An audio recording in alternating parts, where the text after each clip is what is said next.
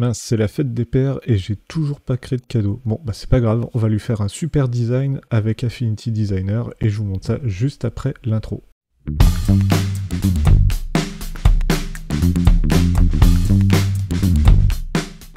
Salut à tous, c'est Laurent et bienvenue dans ce nouveau tuto sur Affinity Designer. Aujourd'hui, je vous montre comment créer ce design vintage pour la fête des pères. Et pour commencer, eh bien, vous allez vous créer un nouveau document. Donc pour cela, vous allez sur Fichier, Nouveau, et si vous faites du Merch by Amazon, eh bien vous prenez les formats qui existent sur le site Merch by Amazon. Si vous faites du Spreadshirt, vous prenez les formats Spreadshirt. Mais moi, pour les besoins de cette vidéo et pour avoir de la ressource pour enregistrer correctement, eh bien je vais utiliser le format 1080 par 1080 pixels. Je vais me mettre en CMJN puisque je vais faire quelque chose qui sera destiné à l'impression. Et ensuite, eh bien, je clique sur arrière-plan transparent pour avoir donc un arrière-plan transparent valable à l'export en PNG, ce qui va être super utile quand vous allez exporter votre design pour les marketplaces. Ensuite, vous cliquez sur créer et donc là, vous arrivez sur votre espace de travail avec donc un document qui est en couleur transparente, puisque nous avons la trame grise et blanche qui est... puisque nous avons le motif en damier gris et blanc qui apparaît. Et maintenant, eh bien, première étape de ce tuto, vous allez vous créer un fond noir pour simuler la couleur du t-shirt. Voilà. Si vous n'avez pas le panneau d'échantillon ouvert, eh bien, je vous conseille de l'ouvrir. Donc pour cela, vous allez sur Fenêtre et vous cliquez sur Échantillon. Si vous êtes sur la version V2 d'Affinity Designer. Si vous êtes sur la version 1 d'Affinity Designer, vous allez dans Affichage Studio et vous cliquez sur Échantillon. Et dans Échantillon, eh bien, vous allez choisir la palette de couleurs qui est déjà intégrée à Affinity Designer, puisque c'est celle-ci que je vais utiliser et c'est la palette de couleurs de base d'Affinity Designer, donc n'hésitez pas à l'utiliser, elle est quand même pratique. Ensuite, au centre de votre design, eh bien, vous allez créer une ellipse. Cette ellipse-là, vous pouvez lui mettre la couleur que vous souhaitez. Si vous n'avez pas, bien sûr, activé le magnétisme, vous n'avez pas pu choisir le centre directement. Donc je vous conseille d'utiliser les outils d'alignement disponibles dans la barre d'outils supérieure et de venir vous aligner sur votre planche au centre, et au centre horizontalement et au centre verticalement. Ensuite, vous pouvez bien sûr changer la couleur de votre ellipse, vous pouvez vous mettre en blanc si vous le souhaitez, si vous souhaitez voir quelque chose, mais vous allez voir très vite que le blanc, on ne va pas en avoir besoin, puisqu'on va intégrer à l'intérieur de cette ellipse des rectangles. Donc pour cela, vous allez cliquer sur Insérer dans la sélection, et vous allez choisir votre outil rectangle. Voilà, et ensuite, eh bien, vous cliquez et vous glissez, et vous créez un rectangle comme ceci. Ce rectangle là, vous lui enlevez donc la couleur de contour et vous lui mettez une couleur de fond, et la couleur de fond, on va utiliser le premier rouge qu'on a donc dans le panneau échantillon. Voilà, comme ceci.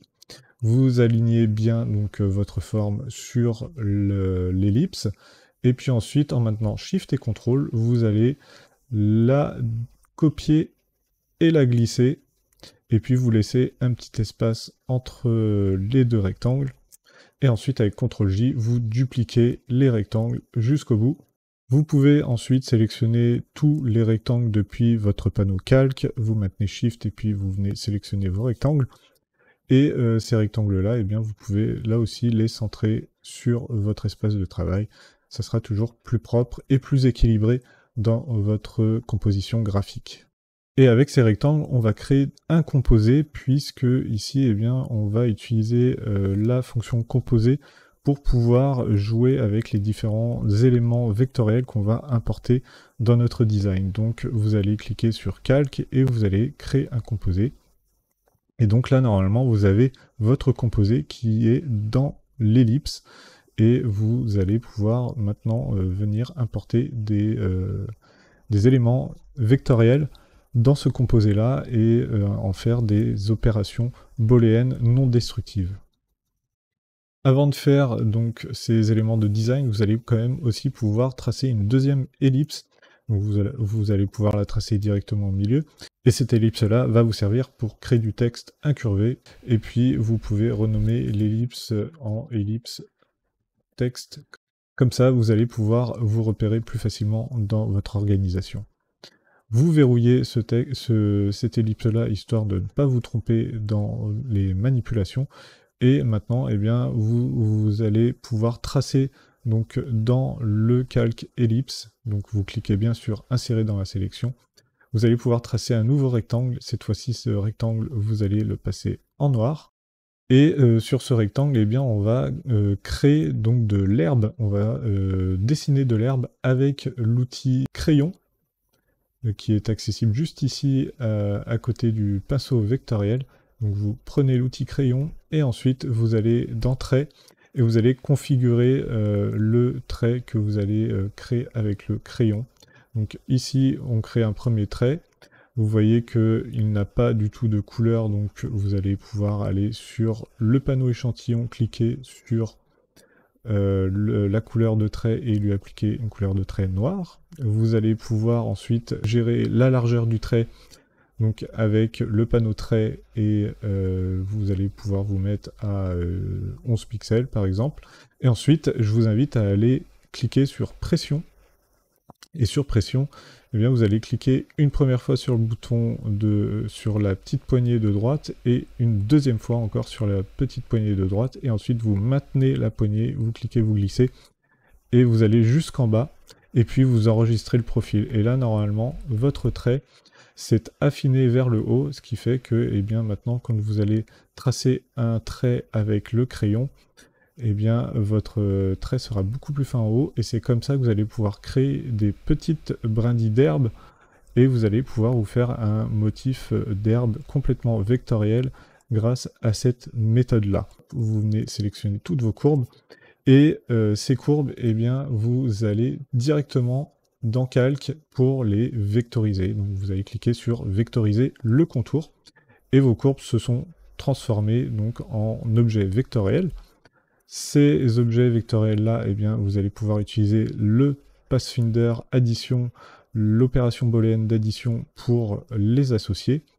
Et ensuite, eh bien, vous allez pouvoir dupliquer ces petites brindilles d'herbe, et puis les retourner à l'horizontale, par exemple,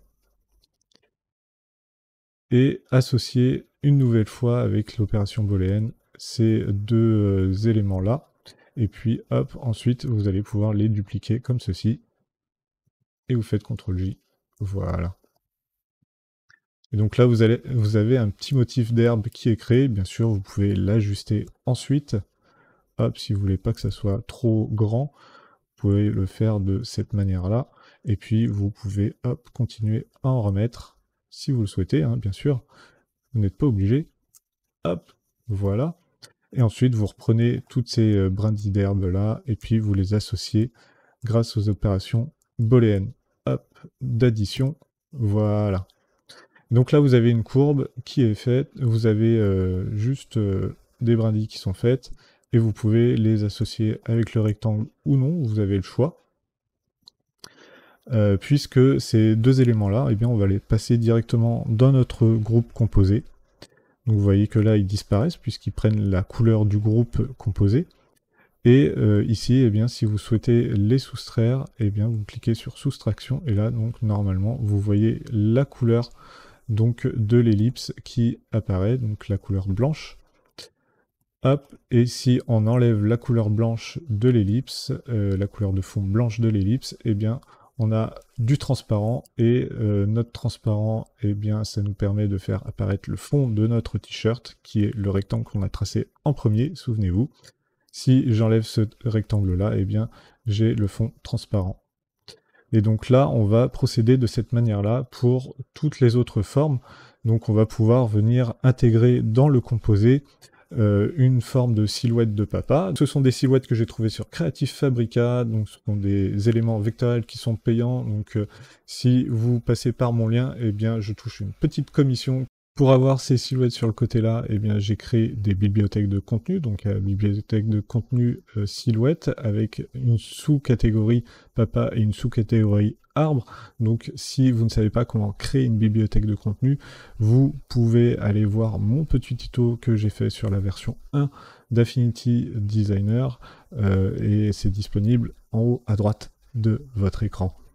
Et donc ensuite, eh bien, vous cliquez et vous glissez votre silhouette. Et là, elle est directement dans le composé. Vous la passez en composé mode opération booléenne soustraction. Et voilà, votre silhouette réapparaît. Vous pouvez la placer où vous le souhaitez sur votre design, comme ceci par exemple. Et eh bien là, vous avez quelque chose qui est plutôt pas mal. Ensuite, on va pouvoir enlever le rectangle qui est tout en bas. On peut le passer en mode soustraction.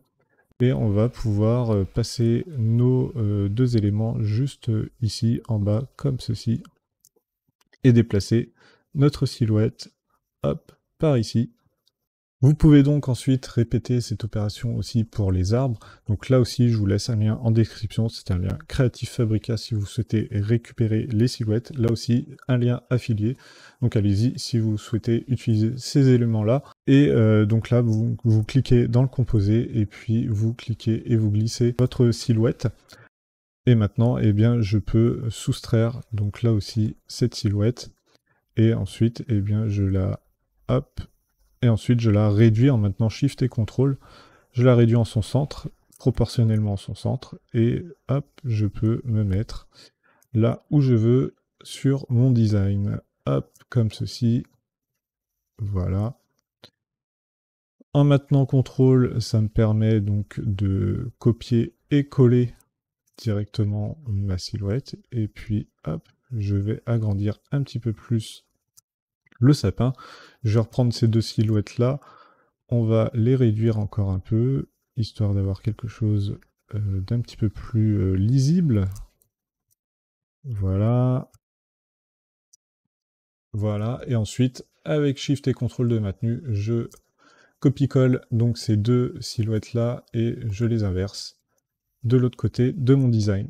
Nouvelle étape dans ce tuto, on va devoir appliquer de la couleur à notre composé et comme vous l'avez constaté sur notre...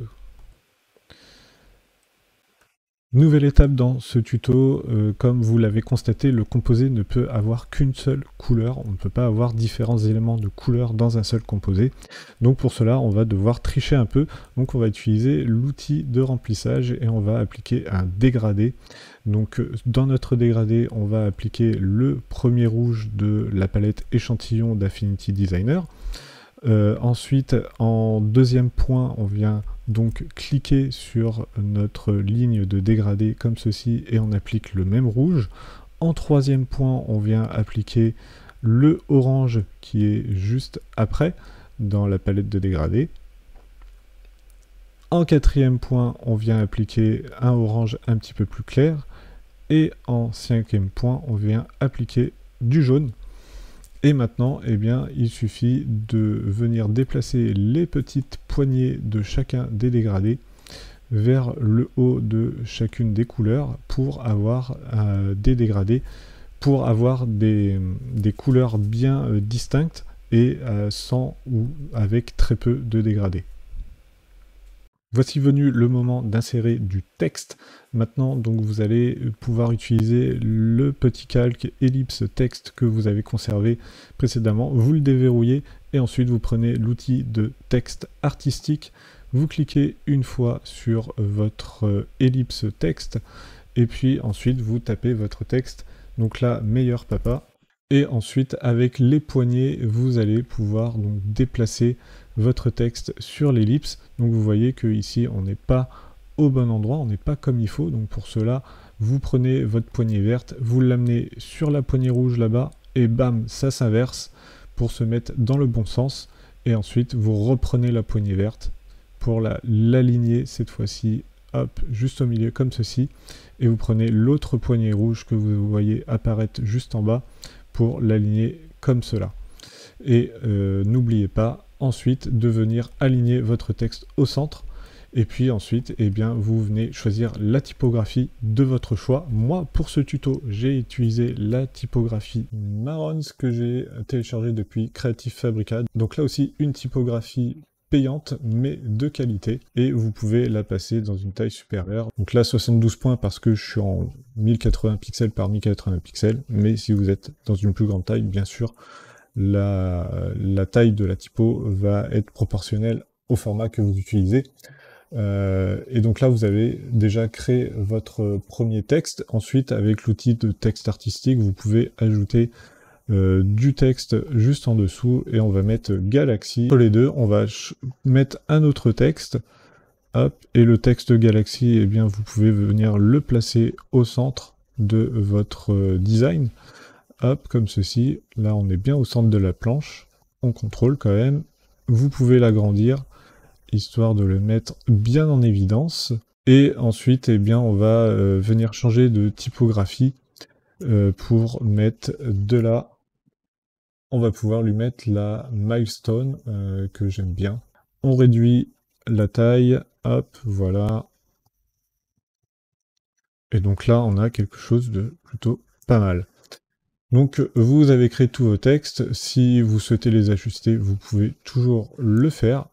Hop, comme ceci, par exemple. Donc là, on peut se rapprocher plus ou moins de notre ellipse. Et bien, tous ces éléments texte, vous allez pouvoir les conserver si vous souhaitez modifier le texte. Et si vous souhaitez créer des petits effets sympathiques avec la typographie, eh bien, on va dupliquer. On va faire un CTRL-J, on va dupliquer ce groupe texte-là. On va ensuite verrouiller le groupe texte d'en dessous. Donc on va mettre texte original. Voilà. On le cache et ensuite on va travailler dans le groupe qu'on a créé précédemment. Déjà, on va commencer par modifier un peu le texte Galaxy, juste ici, puisque c'est une typographie qui contient des glyphes assez particuliers. Et donc du coup, on va pouvoir utiliser le navigateur de glyphes qui se trouve dans Fenêtre, Texte, Navigateur de glyphes dans la version 2 d'Affinity Designer. Dans la version 1, vous allez dans Affichage... non, dans la version 1, vous allez dans Texte, et normalement, le navigateur de glyphes doit être situé quelque part par là. Et donc du coup, ensuite, eh bien, vous cliquez sur navigateur de glyphes. Et donc là, vous allez pouvoir naviguer hop, dans tous les caractères qui composent la typographie. Et vous voyez qu'il y a des caractères assez spéciaux, comme le L par exemple, qu'on peut remplacer. Et vous pouvez avoir un L un petit peu différent de cette manière, ce qui est plutôt sympa. Vous pouvez avoir aussi un G qui est différent. Vous voyez que je l'ai utilisé précédemment. Ça m'a retenu donc le G. Hop là.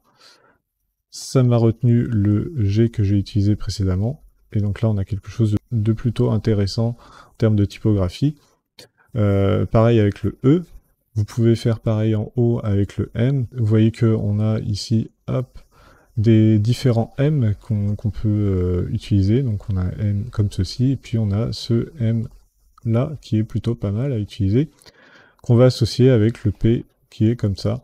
Et donc là, ça donne quand même un petit peu plus de caractère à votre design. Et c'est pour ça aussi qu'on achète des typos payantes sur Creative Fabrica, parce qu'elles comportent ce genre de pépites des fois. Et donc du coup, c'est vraiment pas mal de les utiliser. Donc je vais quand même repasser sur un autre L que je préfère, qui est quand même plus agréable à utiliser, c'est celui-ci. Voilà, c'est beaucoup moins imposant et on va pouvoir créer un petit effet maintenant avec toutes ces typos-là. Donc on va venir transformer nos textes en vecteurs. Donc pour cela, on vient sélectionner chacun de nos textes. Et ensuite, on clique sur Calque et on va dans Convertir en courbe. Voilà, et donc là, tous vos textes ont bien été convertis donc, en vecteurs. Et ça a créé des groupes selon les textes. Et donc par exemple ici, eh bien, vous allez pouvoir modifier les différentes lettres. Si vous souhaitez que le E ne soit pas trop en interaction avec le I, eh bien vous pouvez prendre le I, venir prendre tous les nœuds avec l'outil nœud qui se situe sur le I. Et puis vous venez en maintenant Shift, cliquer et glisser vers le bas votre I. Et donc là, ça va bien le séparer du E. Ensuite, vous pouvez aussi modifier la terminaison du E comme ceci. Vous venez sélectionner tous les nœuds avec l'outil nœud. Vous appuyez sur supprimer et donc là, ça supprime les nœuds. Si vous souhaitez modifier vos nœuds qui sont à l'extrémité donc de la courbe du E, vous pouvez maintenir Alt par exemple. Et donc, ça va vous remettre dans un angle aigu. Et vous allez pouvoir le faire aux deux extrémités, comme ceci. Et puis ensuite, vous sélectionnez vos deux nœuds en maintenant Shift. Et vous allez utiliser l'outil angle pour mettre des angles sur ces deux points. Et là, ça transforme votre lettrage automatiquement. Et donc, ça vous fait quelque chose de quand même plus travaillé et quand même beaucoup plus pro. Ensuite, si vous souhaitez vectoriser cette modification avec les angles, vous cliquez sur aspect du précalcul. Vous allez pouvoir sélectionner vos trois groupes et vous allez pouvoir ensuite les désolidariser. Donc pour cela, vous pouvez aller dans calque et vous faites tout dégrouper. Et donc là, normalement, toutes vos lettres sont dégroupées.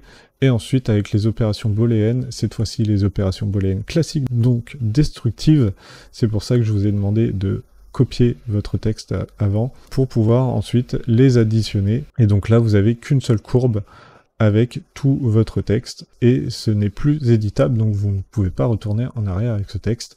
Et c'est fait exprès puisque maintenant on va arriver dans la dernière partie de ce tuto.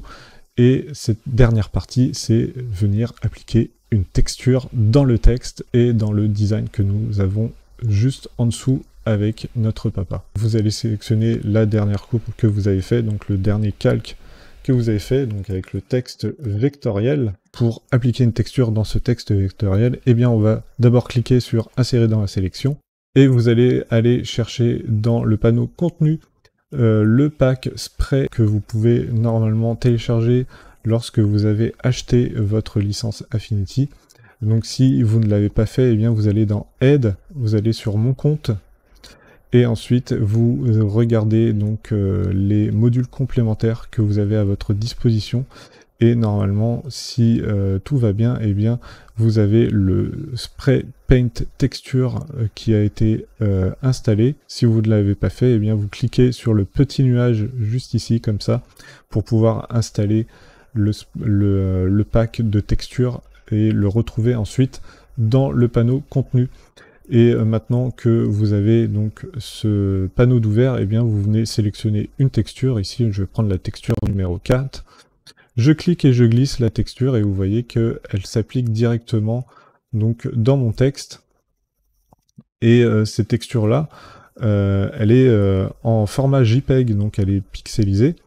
Et malheureusement, elle est tout en blanc. Moi, ce que je souhaite faire, c'est quand même que cette texture-là puisse transpercer et être partie intégrante du texte. Pour faire cette opération-là, ce que je vais faire, c'est que je vais utiliser le pixel persona. Je garde bien mon image de texture sélectionnée et ensuite je vais aller dans le menu sélectionner. Je vais sélectionner ensuite la plage de ton clair. Et là, vous voyez que ça me sélectionne en fait tout le blanc qu'il y a sur mon image de texture.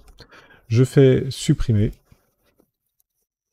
Et ensuite, je fais CTRL D pour enlever la sélection que nous venons de faire. Et là, vous voyez que j'ai retrouvé le petit blanc cassé qu'on avait avant. Et je n'ai plus du tout le blanc du JPEG. Ensuite, je retourne dans le designer persona. Je vais passer mon calque en mode effacé. Donc ici, je vais utiliser le petit raccourci de la nouveauté version 2 d'Affinity Designer. Donc je vais maintenir Shift et je vais appuyer sur moins. Et donc là, je suis passé en mode effacé. Ce qui fait que quand je masque le fond rectangle, eh bien, j'ai bien ma texture qui est venue transpercer mon texte. Tandis que si j'étais resté en mode normal, par exemple, eh bien j'aurais toujours cette texture noire qui ne serait pas intéressante. Et donc du coup, à l'impression, eh bien, on n'aurait pas le fond du t-shirt, mais on aurait juste une texture imprimée. Donc on repasse en mode effacé. Et donc là, on a créé un super effet de texture, et vous allez pouvoir faire de même sur le design avec le papa. Donc vous allez pouvoir faire CTRL-C sur le calque texture, vous allez dans l'ellipse, vous faites insérer dans la sélection, et vous faites CTRL-V, et donc là, normalement, vous avez votre texture qui apparaît et qui a bien transpercé votre design.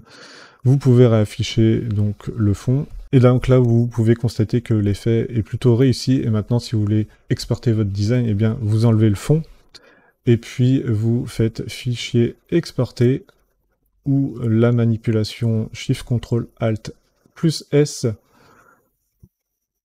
et puis vous vous mettez en format PNG, comme ça vous voyez bien que la transparence est là, et vous exportez votre document en entier avec le fond transparent, et vous avez fini ce tuto. J'espère que celui-ci vous aura plu, et si c'est le cas, eh bien laissez-moi un petit commentaire pour me remercier du travail qui a été réalisé.